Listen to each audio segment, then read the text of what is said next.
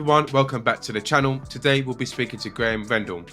Graeme is a historian and author of several books, including the acclaimed UFOs Before Roswell, Dawn of the Flying Saucers, and Flying Saucer Fever. You may have also seen him featured on The Debrief, which is a cutting-edge American news website that covers everything from science to defense. Here, Graeme contributes his insights on UAP. He's also a member of the UAP Media UK, advocating for transparency from governments on the UFO issue. Today, we begin this conversation by delving into Graeme's background and covering compelling cases during World War II. We also discuss the current UAP movement, to the disinformation campaign, to reverse engineering programs, and so much more. With that being said, let's dive in. Graeme, thank you so much for joining me today. How are you doing today? Morning, Laszlo. Yeah, fine. It's a nice cold morning up here in Weardale in northern England. Nice.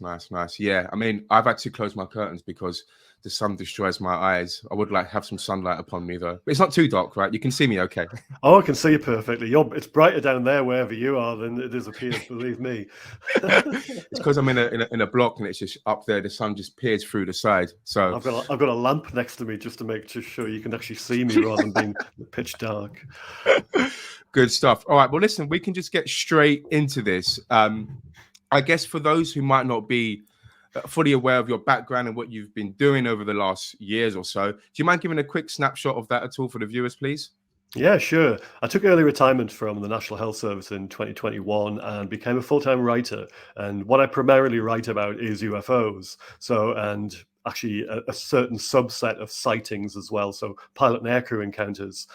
So I've written a book on the Foo Fighters of World War II, and I've written 4 books, well, with a 5th one about to come out, on pilot and aircrew encounters as well. So yeah, it's really something, I guess. I'm quite lucky. I feel that I've been able to have this opportunity just to be a full-time writer on something I'm really interested in, never mind kind of passionate about. So it's really good. Yeah. Nice, super. And how did you get into the whole UFO stuff then? Really early on, I was 8 or 9 year old and already reading science fiction novels, by some of the greats like Isaac Asimov, V.E. Doc Smith, that kind of thing. Some of the real classics of the genre. Of course, all the covers of these paperbacks had like spacecraft on the front, really good artwork. And my mother, God bless her, she thought she was doing me a favor by buying me another one of these books. But it turned out to be a book on flying saucers. It was Mysterious Visitors by Brinsley Power Trench, and it had a picture of a flying saucer on the front. And like a sponge, I just read through it, and I was anything that took my eye back then, or anything that sort of piqued my interest, then I would just sort of devour. I read the book cover to cover really quickly. Started going to the library, finding books about UFOs from the library, and then from the city library in Newcastle, near where I lived. So I'd basically gone through all the stock they had within best part of the year, maybe 2 years, and then I was getting books for birthday presents. Of course, I was still a teenager back then, and this was back in the late 1970s, is when you didn't have the internet, you didn't have the kind of connections that you have today to get information.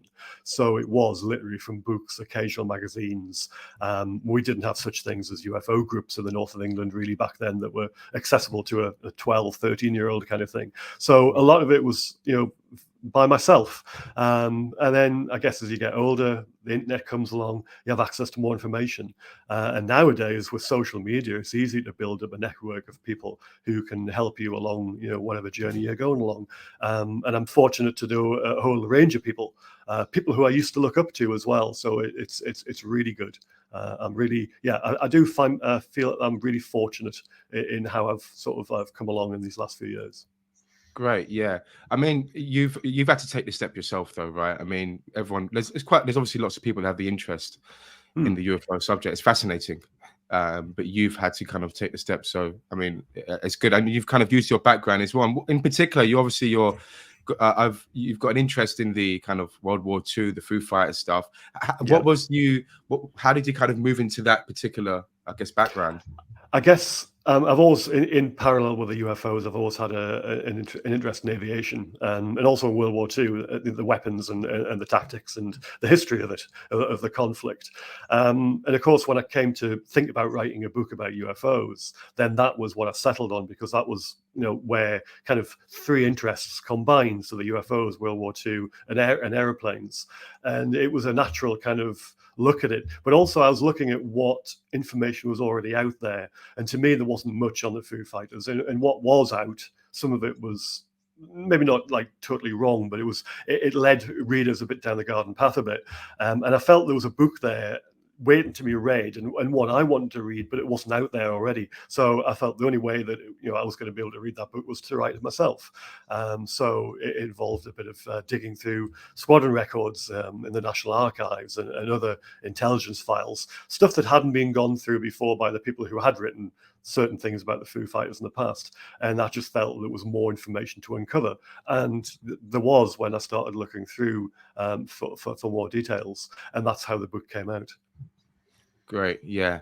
I mean, I noticed obviously I've reading your books, there's been a lot of research into it, and you've had to kind of, I mean, a lot of the people as well, they've unfortunately passed away now because it's been a while now. So you've had to really dig into that and kind of make of it what you will.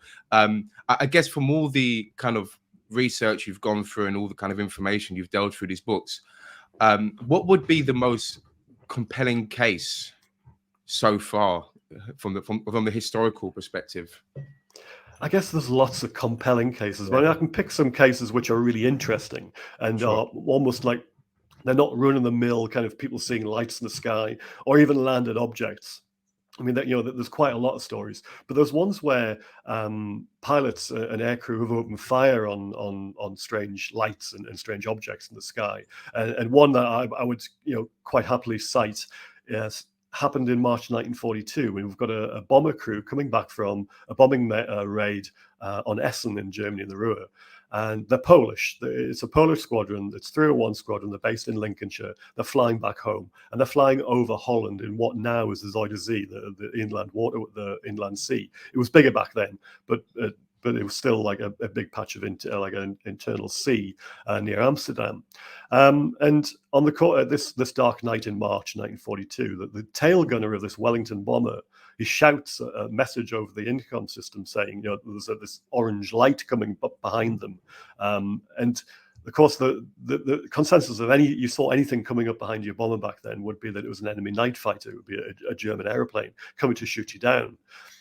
So the pilots radioed back on the intercom, said back, well, if it comes close enough, open fire at it, which the gunner did. And he has 4 machine guns in his tail turret. So he opens fire at this thing. And every 10th round that comes out of the guns is a luminous round. It's painted with a special paint. It's called a tracer round. It's an incendiary bullet rather than painted. And it's like it leaves a kind of trail across the sky. So you can see where the bullets go in the dark.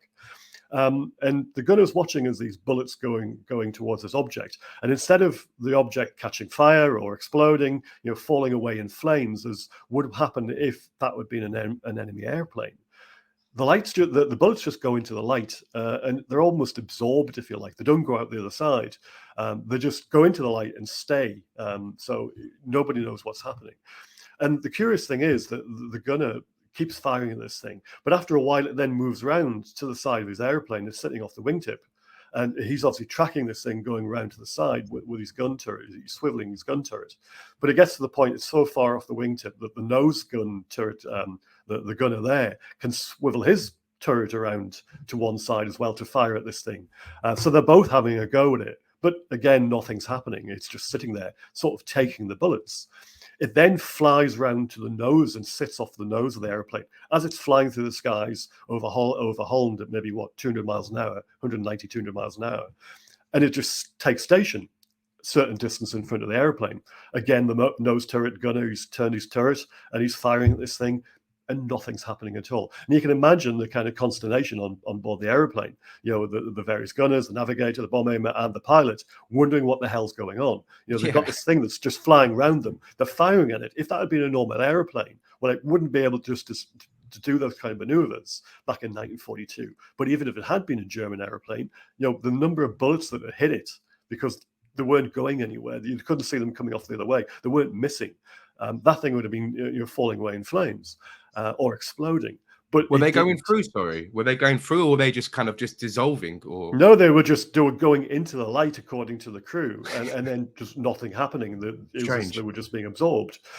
And then the thing just flew off at a 45-degree angle into the heavens and then just disappeared. Now, when they got back on the ground, there's the inevitable debriefing. It didn't matter what happened on a raid, just a normal bombing raid. They would get the crew would be interrogated by intelligence officers to find out, kind of pertinent details from the raid, what the flak defenses were like, did they drop their bombs on target, all this kind of stuff, and also if they'd met any German opposition from flak or from night fighters. And this is what they mentioned, this story. And of course, the response from the intelligence officer, who would be a staff officer, you wouldn't leave the ground, you'd always be back at the airbase. He said, well, have you been drinking? That was the kind of automatic response. The stigma started early in ufology. But Sure. they were redeemed because one of the crews in the aircraft that were flying behind them, some distance away, but could see them, they said, look, we saw this thing too. So it wasn't as if it was just the account from one crew.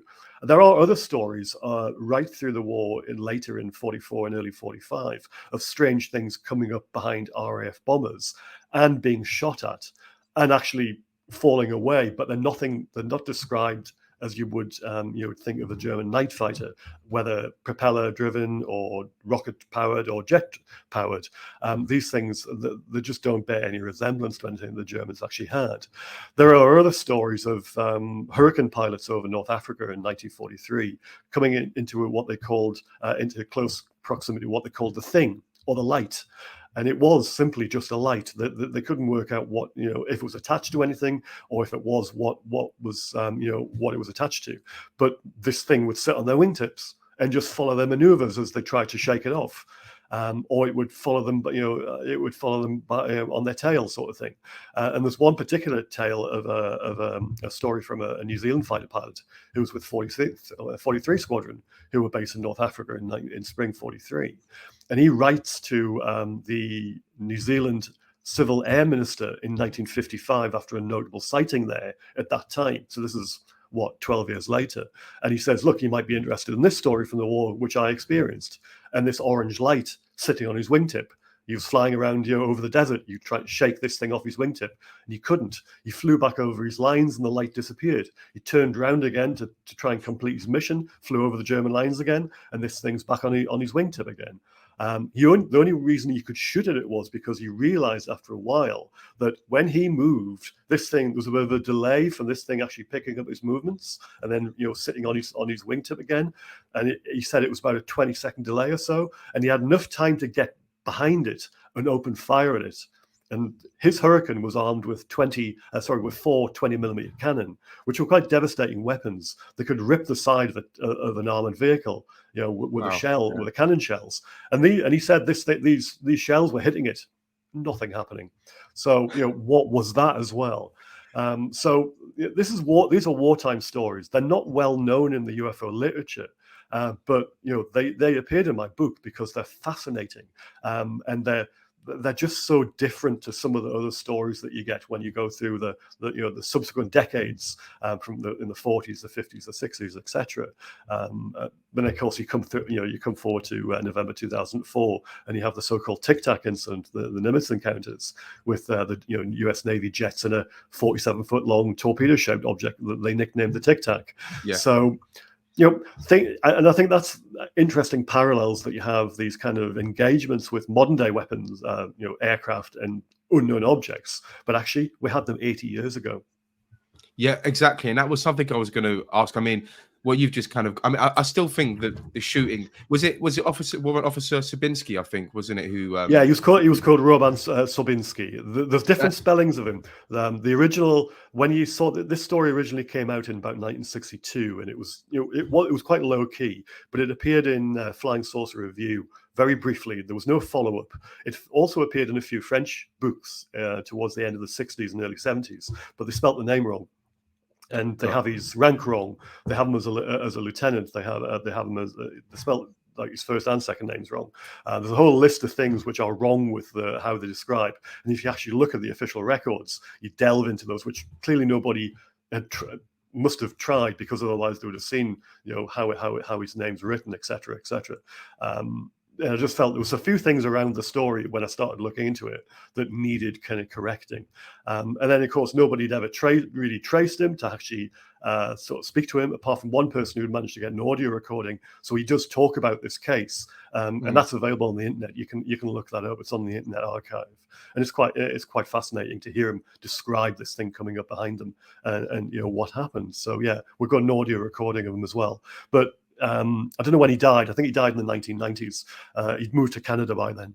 But nobody seems to have followed up this story because it's not that well known, and nobody traced his crew either. It would have been lovely to speak for one of his gunners or both gunners to been questioned about this, and just other people on the airplane as well, to find this kind of consensus, what did happen. But nobody managed that either. And of course, all the crew, as we said before, it's so long since then that they've all died now. Wow. I mean, you're just touching on kind of you in regards to the connection to what we're seeing right now, but you're saying obviously this happened like 80 years ago. Yeah, exactly. Have you seen anything at all which could possibly explain shooting into an aircraft when the bullets just been absorbed? No, Have you seen anything? No, nothing at all. Yeah, I guess I'm lucky because I do have a kind of working knowledge of German secret weapons from the war. Not just the stuff that they built and tested, but the stuff that was on the drawing boards as well. And I can't find anything that remotely resembles anything like that. There's talk on the internet, and there always has been, even when it was you had dial-up connections, never mind broadband, of kind of strange weapons that the Germans were supposed to have built. And we've probably all heard those stories, but they are just stories. And when you look at stories of German flying discs and all this kind of stuff from the war, if you look at it a bit closely and you trace these kind of tales to their original source, then you find that they're nothing more than just newspaper stories from the early 1950s. You can't trace them any further back. You can't find the people that they talk about from the war. You can't find the installations that they talk where these things were tested. You can't find the designers, any record of them actually working during the war. They only ever pop up in German newspaper reports in the early 1950s saying, I worked on these things. Well, anybody can make up those kind of stories, but actually proving them is another thing completely. And some of them say, one of them says he was a test pilot for Henkel, one of the major German aircraft manufacturers, that he was a Flugkapitän, which was an honorary title for test pilots who had achieved certain notable test flights. There's no record of him at all, working for the company. And if he had been somebody like that, then there would have been a record somewhere. A lot of documents were destroyed at the end of the war from various German concerns, but there's enough that aviation historians over the years have been able to piece together histories of all sorts of things in Germany during the war. Not just in detail, but in great detail, with documentation, with photographs, with all the rest of it. And yet, this kind of the side of the story doesn't seem to have doesn't have much in the way of proof. And to me, that's quite telling. You would expect to see more than there is. Do you have a theory, maybe, on how these bullets are absorbing it? Would you think it's technology related? I have no idea, Laszlo. No. Again, there's not. Unfortunately, the case doesn't have enough information to be able to just have any kind of idea. But it's just so intriguing. But actually, there have been stories of things being shot at before, and in a similar result kind of thing. So it's not an isolated case, but as the decades go on, we don't hear about those stories anymore. But I guess there's not so many people flying around, and they're not armed to the teeth anymore. We're not flying combat missions day in, day out, and we're not having 10,000, thousands of people, tens of thousands of people flying around the night skies or the daytime skies anymore, hunting for enemy aircraft and all the rest of it. So it's a different kind of sort of ball game nowadays. Yes, okay, we have professional pilots up there, and they're reporting different things, but some elements of the stories resemble some of the things that happened 60, 70, 80 years ago. It just seems to be a case of what goes around comes around. There's nothing new in ufology.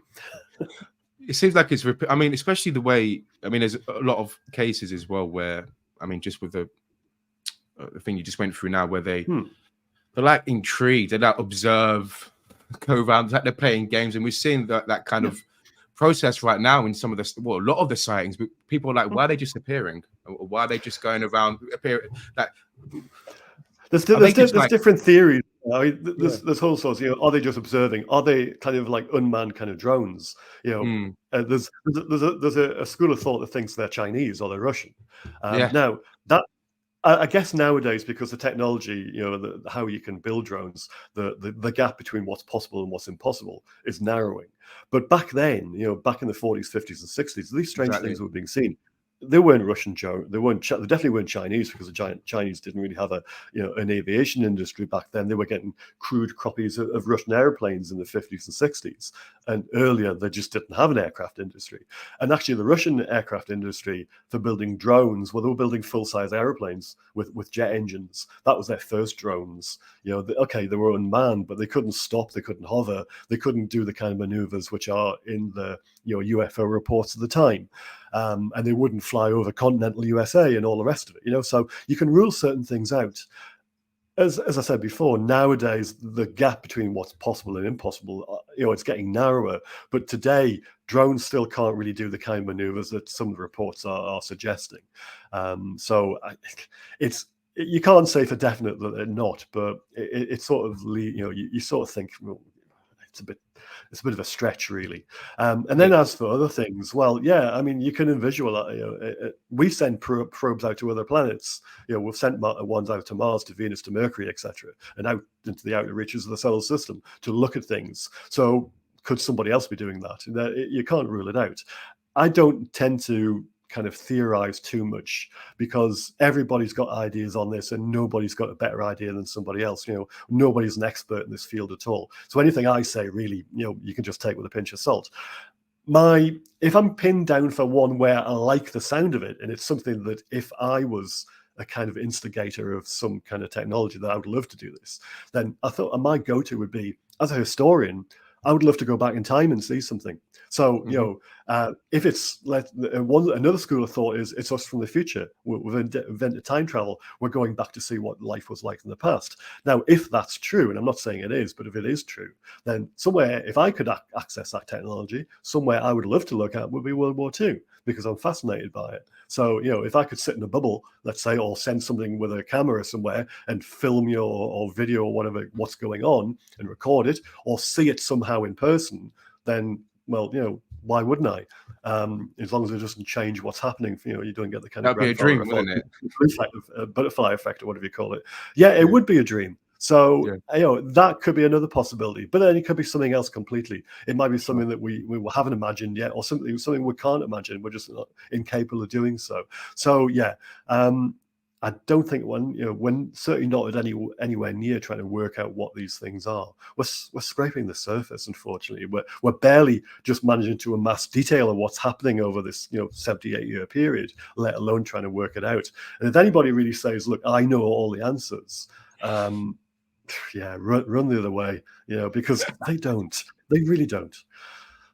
Yeah, no, I think you're right. And I mean, one thing I was going to say then, especially with what's going on right now with the current, and I've watched a lot of your stuff as well, so I know you're very data driven, and you're someone who kind of needs to see the evidence, which I completely understand. And so I wanted to get your thoughts then on the current UAP movement, which has been back and forth. I've seen you comment on a couple of articles. I think there was one that the Sun did with Sean Kirkpatrick. But yeah, I mean, I just in general, have you seen much progress? How are you feeling?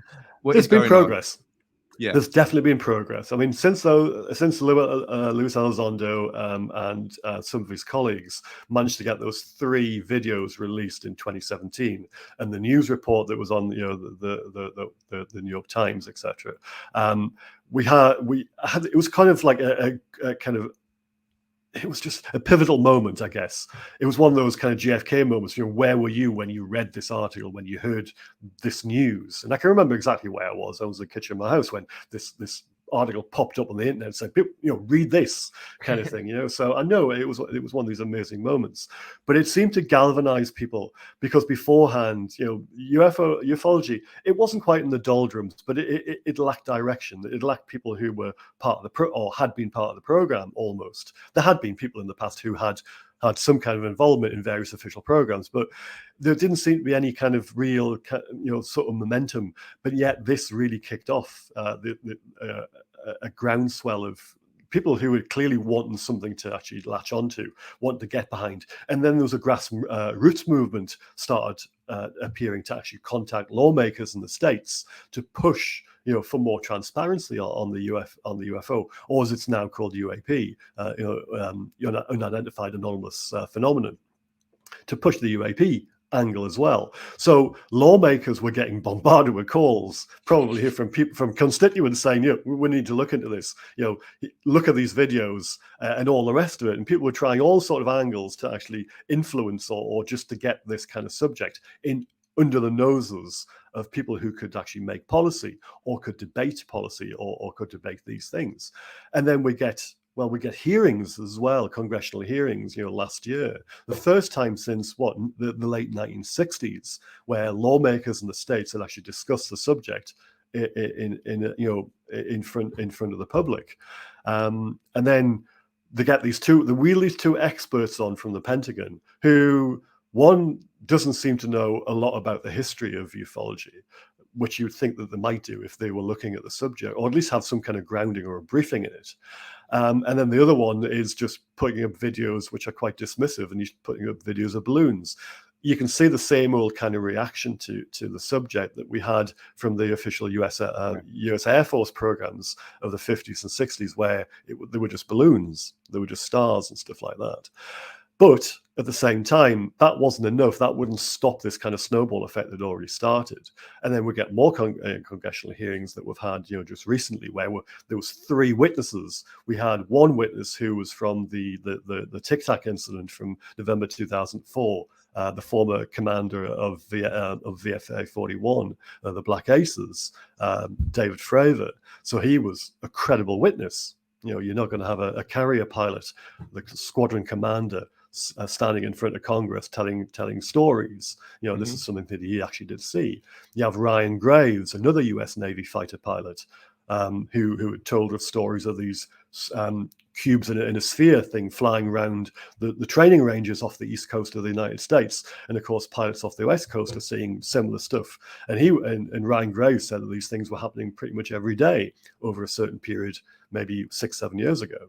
And then in the middle, you have David Grush, former intelligence officer, worked with the UAP task force, somebody who was fairly deeply involved in some of this stuff for a limited period of time.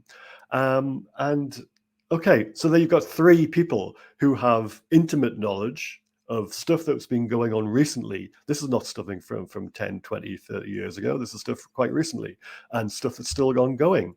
They're sitting in front of Congress. They're giving testimony. They're being asked fairly probing questions about stuff. It's not a softball kind of interview by any means.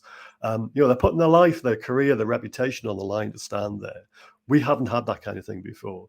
Not in my lifetime. I was born, 1966. Yes, okay, the last congressional hearings were there, but they didn't go anywhere. This time, there seems to be a bit more momentum. There's talk of further hearings down the pipeline. After those congressmen and women came out of that meeting, they were looking to set up private meetings with some of these witnesses, because that's the only way they could get other information out of them, because obviously they're subject to Official Secrets Act, the American version of that. They can't give away secrets and or sensitive or classified information in an open forum, so they had to do it in a secure compartmentalized intelligence facility, or a SCIF. So that's effectively a room where you can't get phone signals or in and out of, and all this kind of stuff. So it's quite secure. And then the reaction when some of these people came out of that meeting was, you could see it on their faces, though they were pretty surprised. Now, if that leads to something later on, a bit more transparency or a bit more information, then that's great. Yes, okay, at the same time, there's always pushback from people who, for some reason, either want the kind of issue to go away, like it did years ago, because when they shut down Blue Book, the last official US Air Force investigation into UFOs, or they have, they just kind of say that it's just balloons, or the witnesses don't know what they're talking about. They discredit the witnesses, or they say it's something else. They just deflect attention away from it. And you can see, you mentioned Sean Kirkpatrick before, who was the head of ARO, the latest official Department of Defense investigation at UFOs, and he's been he's gone from that now. But then he comes out with saying, well, there's nothing to it. I didn't find any evidence of this kind of thing whatsoever.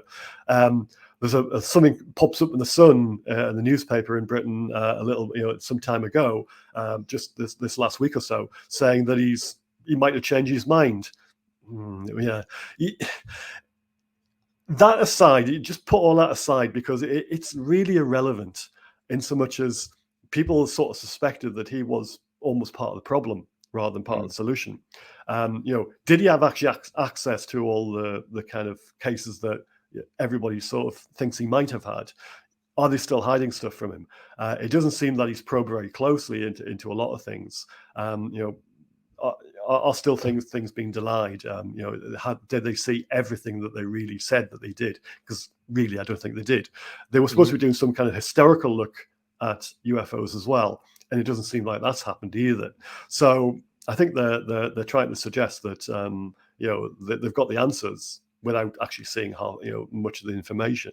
But that's always been the case anyway. You go back to the official investigations from the late 40s and 1950s. And it got to the point where if there was even the mention of a balloon in a sightings report or an intelligence analysis, then the whole case was written off as one.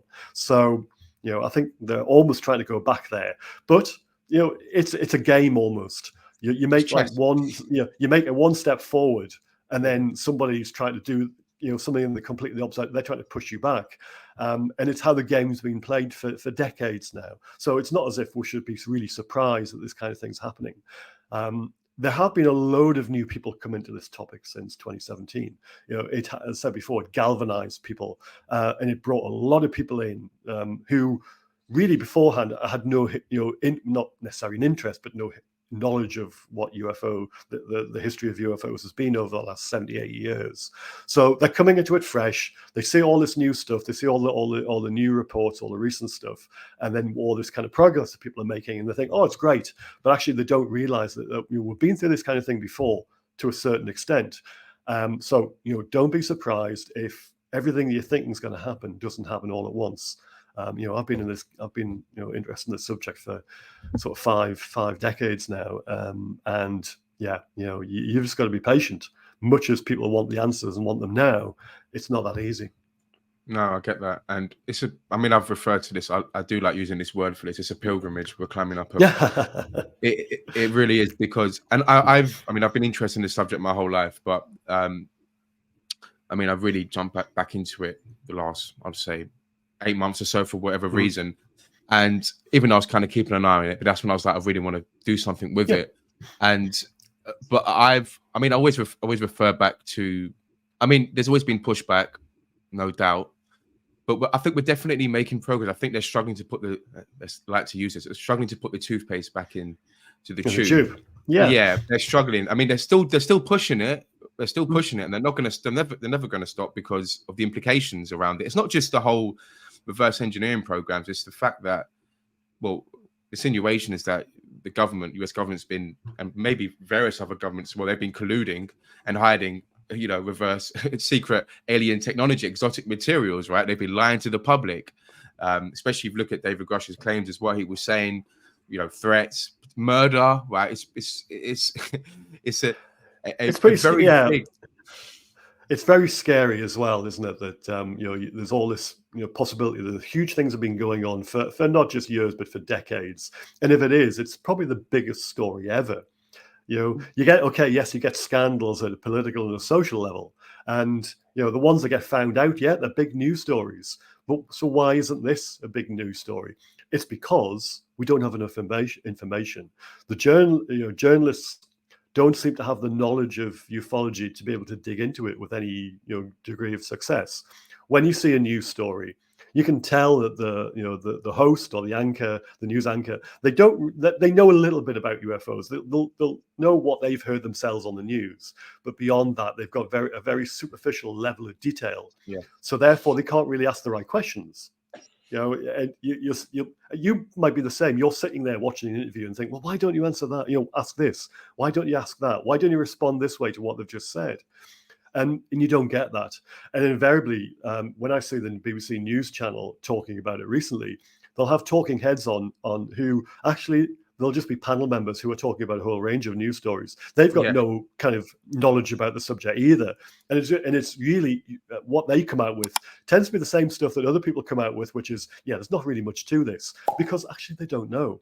And if people took the time and actually just got into it a bit more deeply, they would see that, yes, okay, it might not be that aliens exist, but actually there is something there worth investigating. And that's the kind of, that's the thing that I look at, that people try to push me all over the place saying, well, do aliens exist, Graeme? And that's when I say, well, I don't know. But what I do know is that I've seen enough of the story to know that there's definitely something worth looking at even further. More, and that's why I'm still here. This is why I'm still researching stuff, every day.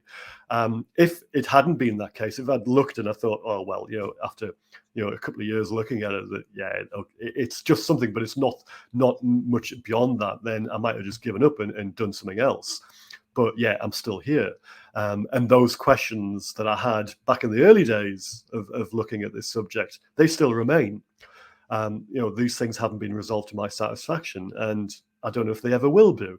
But it's nice to see nowadays that there's not just a few people who might have been labeled as cranks back in the day, churning out books, putting stuff in magazines, turning out conferences, all this kind of stuff, and not having people who were part of the projects looking at these things coming out and agreeing.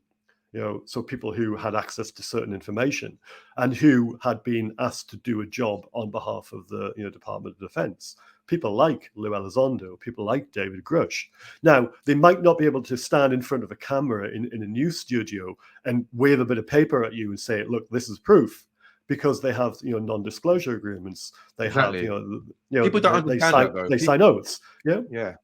And they could go to jail. That, do they? No, they don't. No, they don't. Exactly. But they can tell, they can give you enough information that you can read between the lines, or they can say certain things without proof that actually lead you, down other avenues of investigation. And then hopefully at some stage, they will be able to actually come out with that kind of information. Or if though they are in touch with people like the congressmen and women, then hopefully the transparency will go away. And at the moment there's this with the hearings, they're trying to get round the kind of these NDAs and all the rest of it, because they're effectively being treated as whistleblowers. So hopefully we'll be able to get round these restrictions. Maybe even just in a limited form. So we'll be able to get some information that we can look at and go, yeah, okay, well, that is evidence. That is proof of something. It might not be the whole thing, but at least it'll be something on the way to try and getting disclosure, because that's the word that everybody uses. That's what we want. We want a definitive answer to what's actually happening. It might not be the whole answer, but it's at least it will be a recognition of, yeah, there's definitely something going on. We're not sure what it is, or we know what it is, whichever way around it is. And it's been going on a long time. And yes, okay, the public have been lied to, but we did it for the best of reasons. And, if that's the case, then I'm happy to accept that. Yeah. But I think they're playing a dangerous game, whatever is going. I mean, it ultimately comes down to people just want to know. We have a right to know. It's why they. I mean, I believe there's a phenomenon, of course, and it's not like I didn't wake up one day like this. I've read books and I've seen things, and there's so much information out there, right? It just poses the question. There's got to be something, but people just want to know. That's simply it. But the more that these people behind the scenes are pushing back on this, it just makes it worse, in my opinion. But they're never going to comply anyway. They've been doing this for so long. It's so far buried now. They're going to be scrambling as far as possible, trying to keep this underneath. And this is why, and Sean Kirkpatrick, I don't like using his name because I feel like I'm giving him clicks and stuff. I think I watched the Ross Coulthart video. They called him Voldemort, didn't they? They called him Voldemort. I mean, it was quite funny. Let's call him Voldemort as well. Voldemort, he played into the public's perception as well, because he kind of based on the think, oh yeah, there's nothing to see here, there's not enough evidence or whatever. But it's tough. It's tough because it felt like he didn't really delve into it the way we thought he would have. right? And he was You very want to give dismissive as well. yeah, you want to give people the benefit of the doubt when they Yeah, start this kind of journey, when they're of course. they're made the head of a project looking into this kind of subject. You want to give them a bit of a fair crack of the whip, but then you watch how they work, and you see that there's not much progress. You can see that they're not talking to certain people, that fairly prominent people in this subject, and you just think, well, why? Why aren't you talking to these people? Why aren't you looking at this case? Why aren't you doing this, that, and the other? And then, lo and behold, months later, with very little parameters, they just come out and say, well, there's nothing to it. Well, you haven't looked at everything, so how do you know that? But yeah, the thing I wonder is, you're talking about the people who are holding the secrets. The ones who originally held the secret, they'll be dead now. So there must be a kind of chain where every so often the kind of the baton is passed to somebody else or to another group of people, and you just wonder what the conversations, how do they get people, how do they select people who are willing to actually carry that for them, and then for the next generation to do the same. Do you have really committed people? Because society changes. People's attitudes towards all sorts of things, whether it's political, social, or whatever, those attitudes do change over time. And you must come to a point where they must not be able to find anybody anymore who will actually do this job for them. We have changes of attitudes in all sorts of things, whether it's women getting the vote years ago, or whether it's LBQT kind of issues, or whatever. People do change. They do have a different opinion eventually, and there is a groundswell of opinion that's not just a few people saying, "Oh yeah, we want to do things a different way." The human race actually has a change of heart about a lot of stuff. So hopefully, we'll get to a point where the people just go, yeah, well, sorry, we're not going to do this anymore. We're going to come clean, but we're not there yet either. Yeah. Is that a bit of hopium there? Yeah, well, you've got to have a little bit, haven't you? Otherwise, you go mad. Exactly. You've got to have something to work towards this, right? Yeah. The definition of insanity is doing the same thing over and over again, isn't it? So, kind of thing, without any result. So yeah, I think we'll have to be a little bit crazy. I don't mean that in a bad way. It's just that you do actually get quite deep into this, and there are rabbit holes, and you could just lose yourself. So you have to be grounded. You have to not just fall into any kind of flight of fantasy that comes on the internet, and you think, oh, that's great, and then you fall into it. You just have to be. On one hand, it's great to have a bit of kind of an open mind and look at stuff and go, oh yeah, that's really interesting. I want to find out more. But on the other side, you've also got to be just attach yourself to a bit of reality and go, yeah, but what's the downside? Where's the catch in this as well? Sure. So, but actually in ufology, there is so much information out there. People just have to actually do a bit of history. They have to look a bit at stuff in the past, see some of the documentation, see some of the reports, see some of the cases, and then just put it all together and then just ask themselves, are these just balloons? Are these just aircraft? Are these just stars? Are these just people, misidentifying all these everyday stuff? Or is there something more to it? And you can even rule out some of the high pressure, the high profile cases like Roswell, which is actually a bit of an outlier when it comes to trying fitting it into the rest of the story, because that sort of, there's an implication there that, yes, as you mentioned before, they've got craft or they've got wreckage. Is there reverse engineering going on? And we've heard those stories for years, but you don't seem to get anywhere with them anymore beyond what's now being published and what's been put in books. There doesn't seem to be that much in terms of progress on that front beyond what David Grush said, of course. But yeah, I have a hard job trying to fit Roswell into the rest of it, because why did they have official UFO investigations during the late 40s and early 50s? Were they just cover? For something that was going on in the background? I guess, we're not there yet. We don't know. But they seem to put a lot of time and energy into trying to work out what was going on.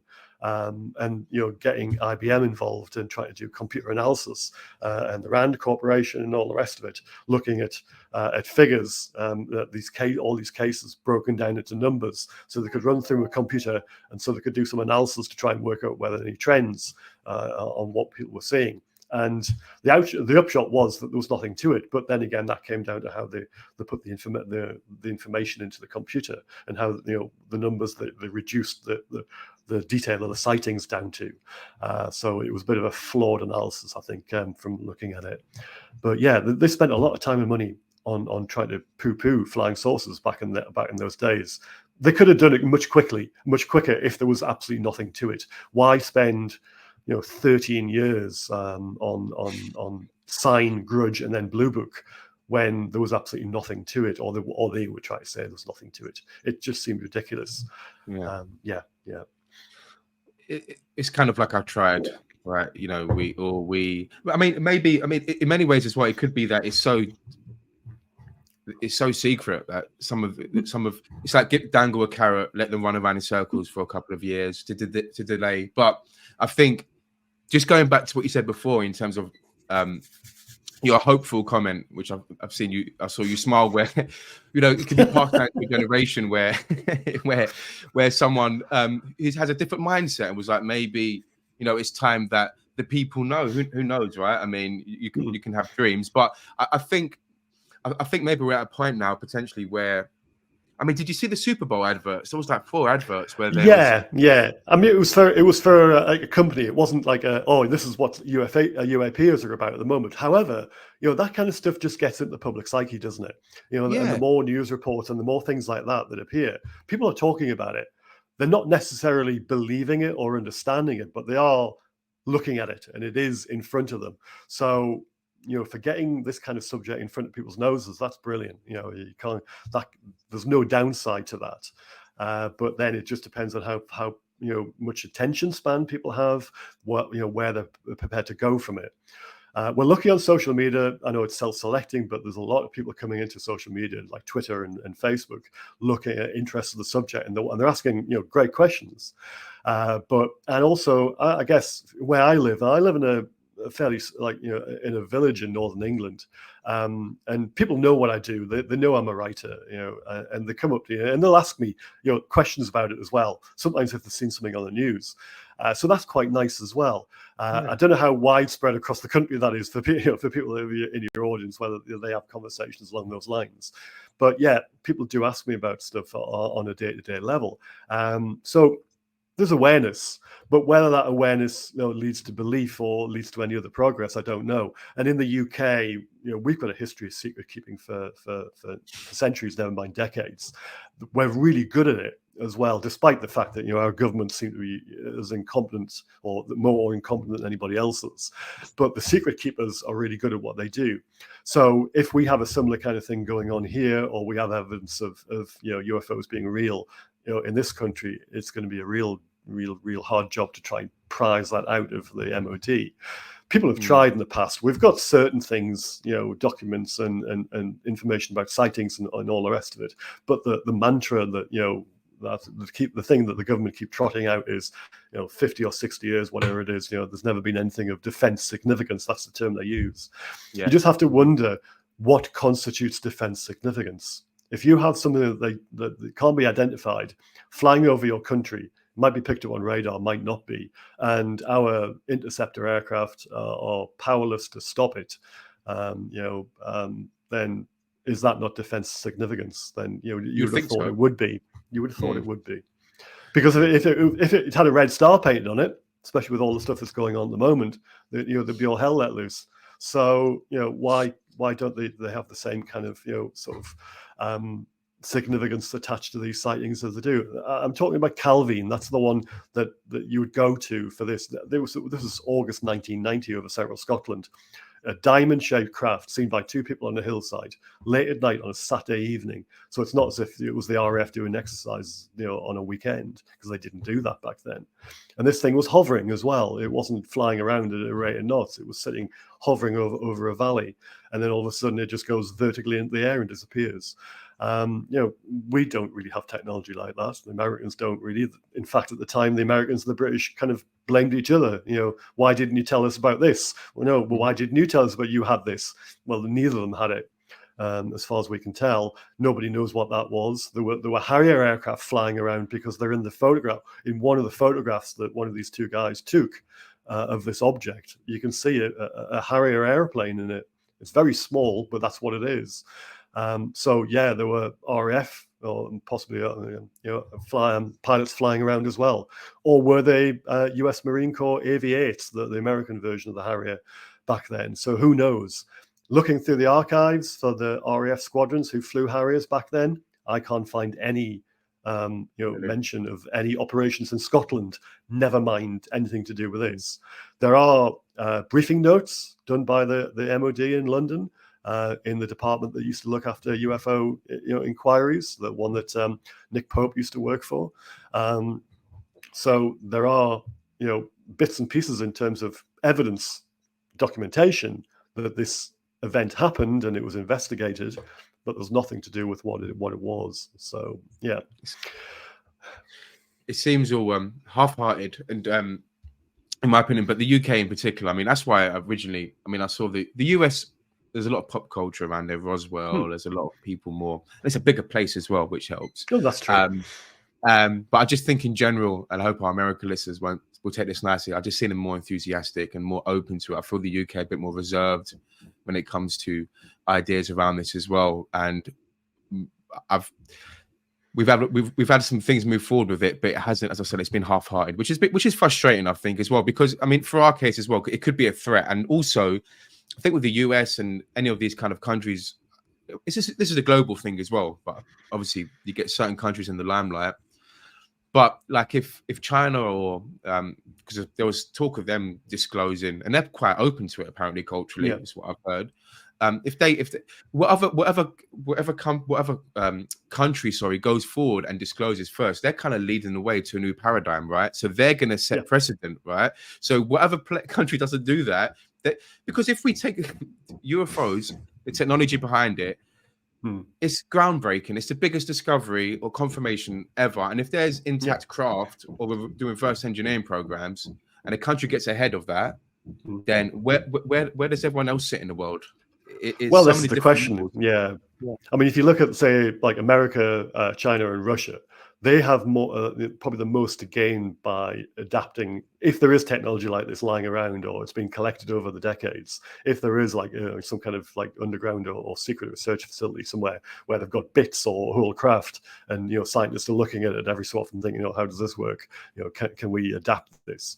If any or all of them have it, then they'll be racing to try and adapt it for, military technology, or military applications, first of all, or even just civil applications, or a combination of both. But military, definitely, because if you have that kind of stuff, you can run rings around your opposition, and whoever gets it probably could dominate the world.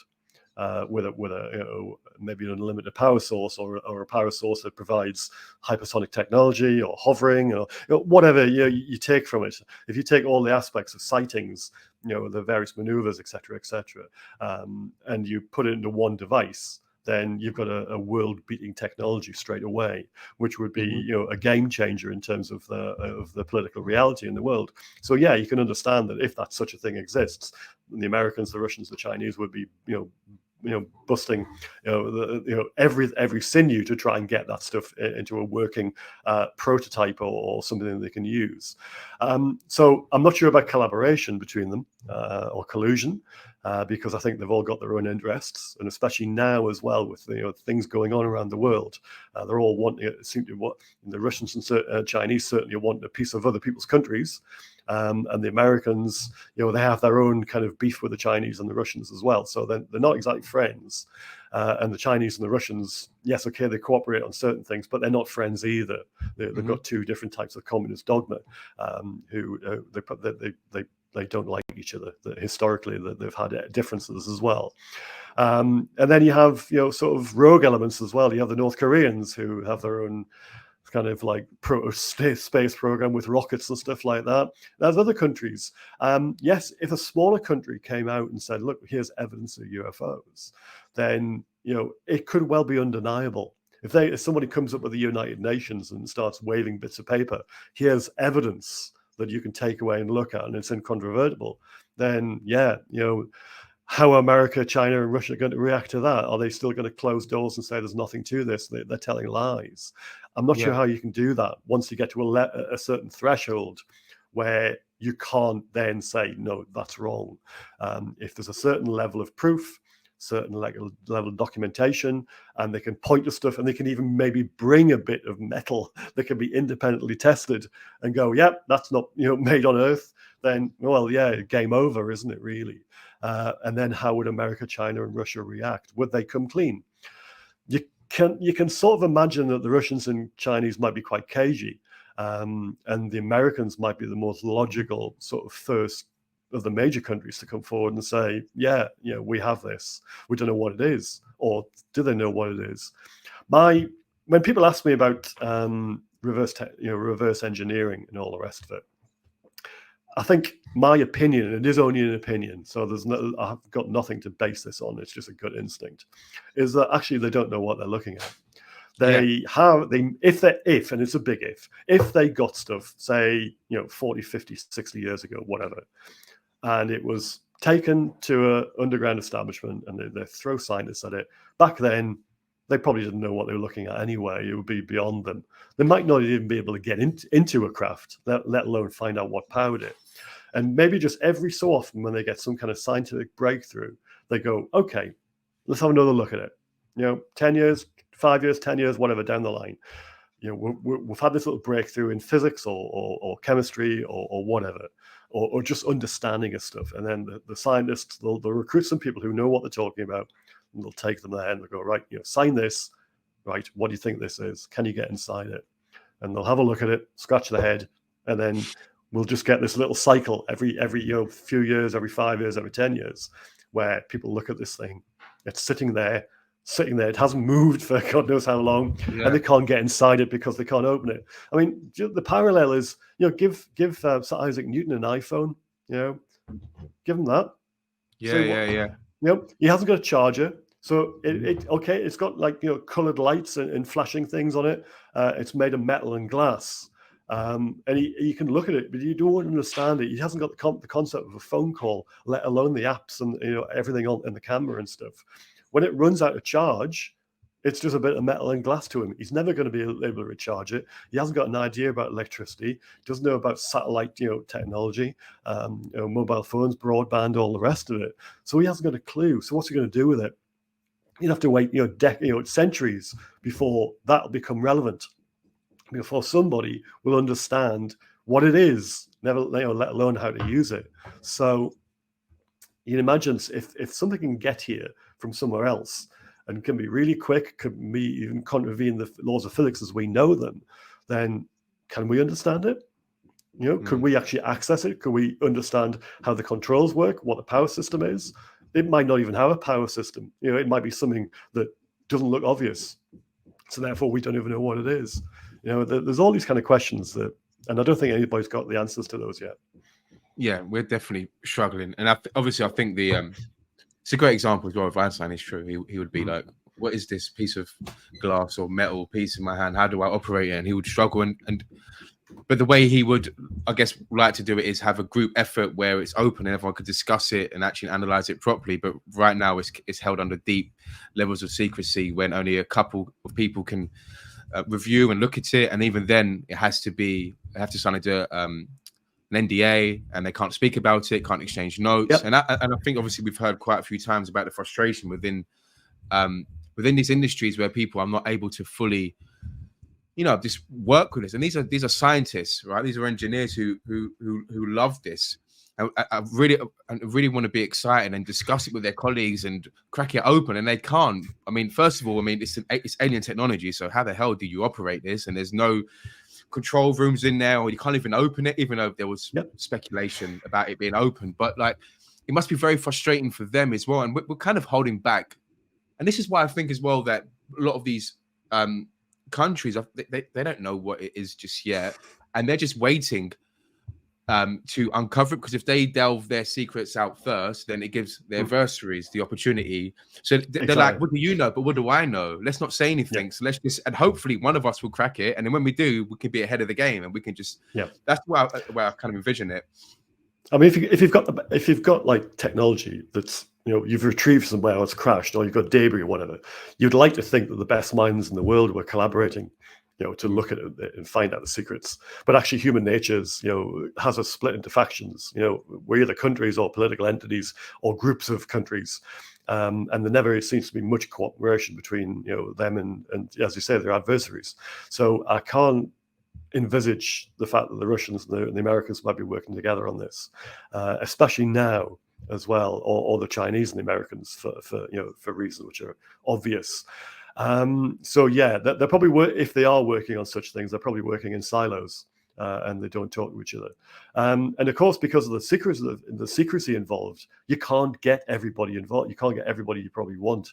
You might only be able to get a certain number of people because they have to be bound by regulations, the NDAs, etc.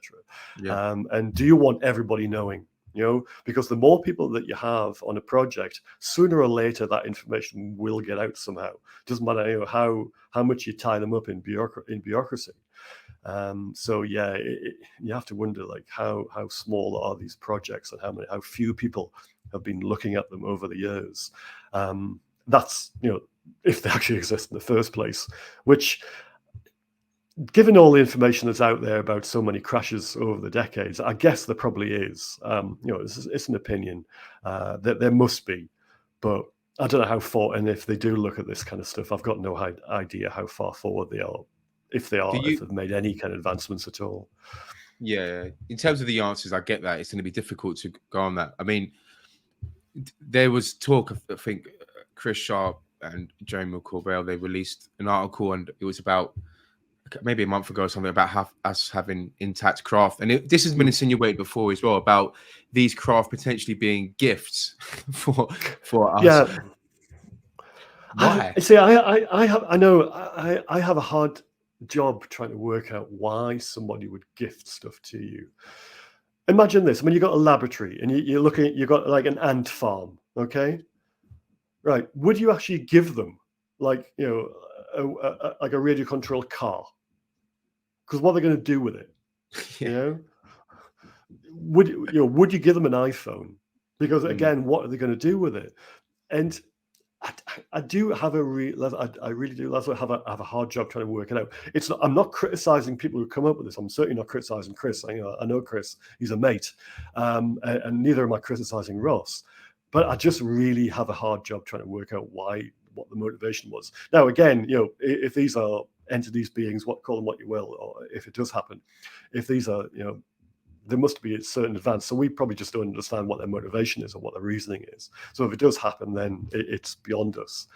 But, if you're, in terms of the communication as well, I'll just go back to the ants as well. If you see an ant walking on the pavement, just stop to talk to it.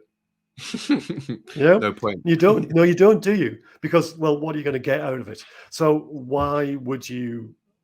I guess there must be a connection. Communicate with them? I don't know. Why would you communicate with a race of beings or sentient beings who are so far down the evolutionary ladder that you are? I don't understand it myself. Yeah, I mean, I've probed that's just my viewpoint.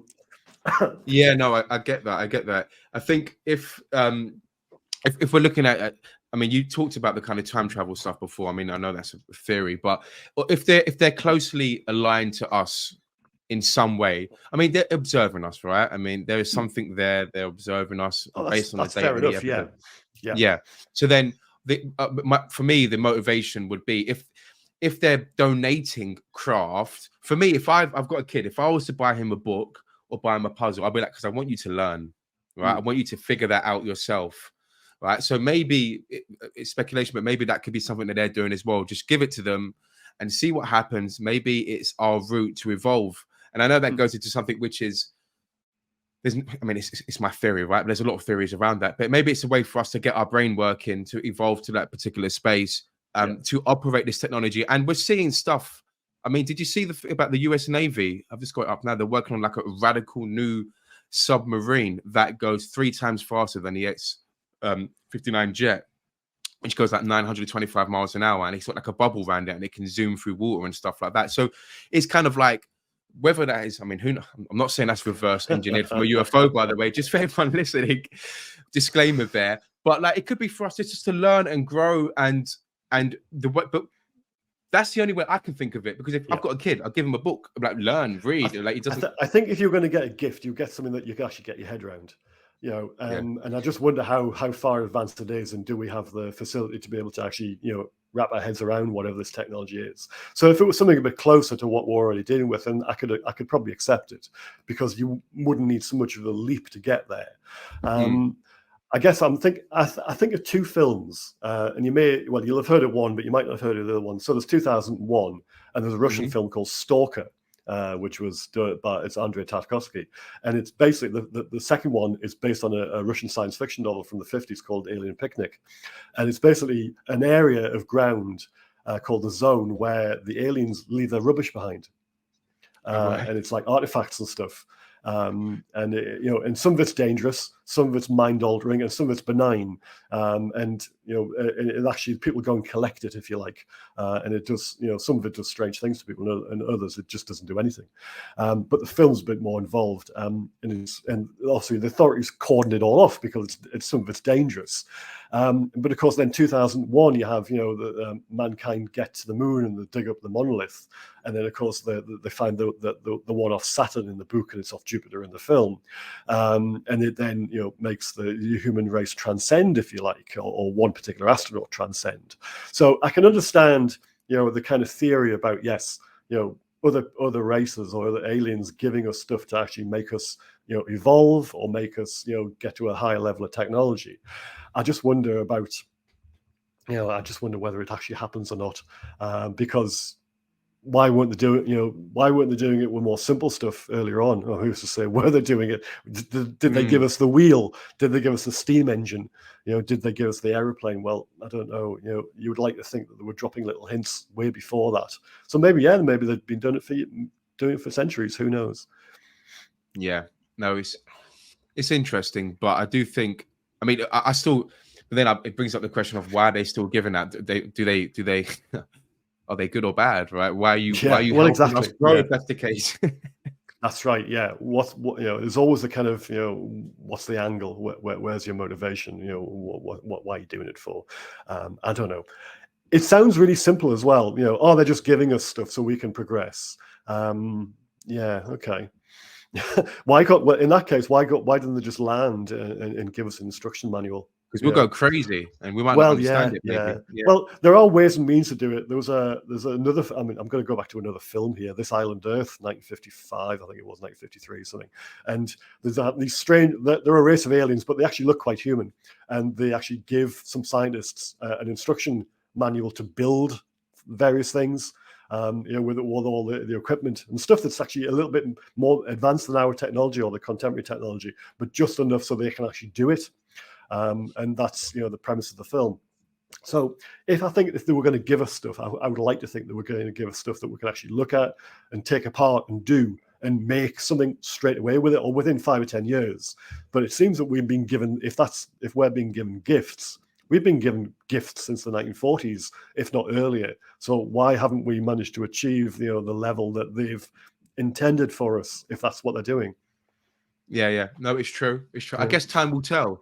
Hopefully we get it in our lifetime. Well, in mine, never mind yours. I'm getting on. Yeah, not as much as I am, mate. You're still young. You've got lots of energy. Youthful soul. All right. Well, listen, Graeme, I think we will leave it there. Look, it's been fantastic speaking with you. Really enjoyed the conversation today. Yeah, no pleasure. Listen, for everyone listening, do check out Graeme's work as well. I'll leave all the links in the description. And I'll see everyone next week. Graeme, thank you once again. Anything you want to say before you finish? No, just thanks very much for the invite. I've enjoyed speaking to you. I've enjoyed the questions as well. Thank you very much. Fantastic. All right, guys. I'll see everyone later. Take care.